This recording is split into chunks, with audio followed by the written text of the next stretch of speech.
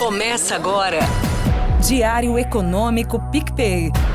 Uma análise das principais informações que impactam os mercados, A economia global e do Brasil. Apresentação Marco Caruso. Fala pessoal, bom dia. Hoje é quarta, 6 de março e este é o seu Diário Econômico. Hoje finalmente começa a semana econômica propriamente dita, com os eventos e a agenda cheia. O maior destaque lá fora é o testemunho do Powell perante o Congresso americano. O presidente do Fed está programado para falar meio-dia, mas nas últimas vezes que ele falou perante o parlamento, o texto inicial da fala dele já era divulgado lá pelas 10h30 da manhã.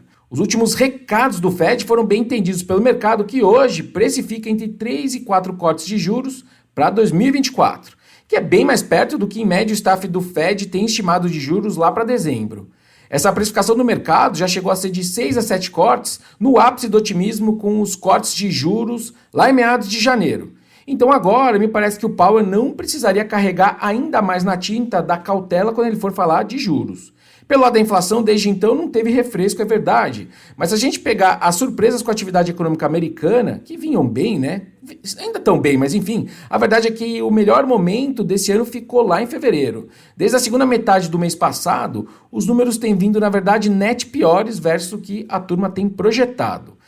Ontem foi um exemplo que, aliás, fez preço no mercado. Uma pesquisa qualitativa junto ao setor de serviços americano, que é o maior empregador do país, mostrou uma piora na margem do otimismo do setor, puxado para baixo especialmente por empregos. Isso reduziu a curva de juros e machucou as bolsas, ainda que o dólar tenha ficado relativamente estável.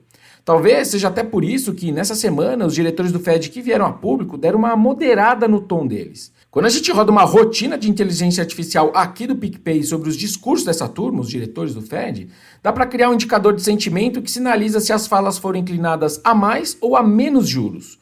Olhando então para essa semana, esse índice sugeriu justamente essa moderação no conservadorismo deles. Ainda não indica corte de juros, o indicador, mas digamos que depois de morder, os Feds estão dando uma assoprada recentemente. Vamos ver então o que o Powell vai fazer.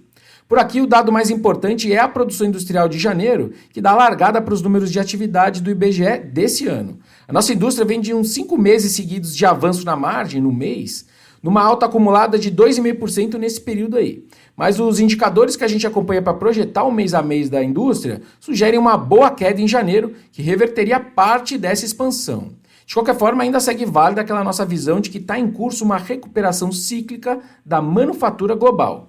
E a gente então navega junto com esse mundo aí melhor.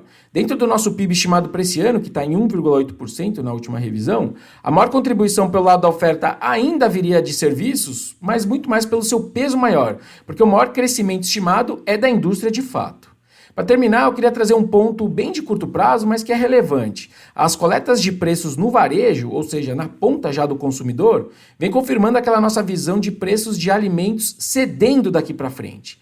E isso acontece pela soma de 3 efeitos. A gente tem uma reversão dos efeitos altistas do El Niño, a gente tem preço de carne para baixo com esse ciclo da pecuária e o aumento do abate de fêmeas que está ancorando o preço de carnes para baixo, e o mundo também com excesso de oferta de grãos.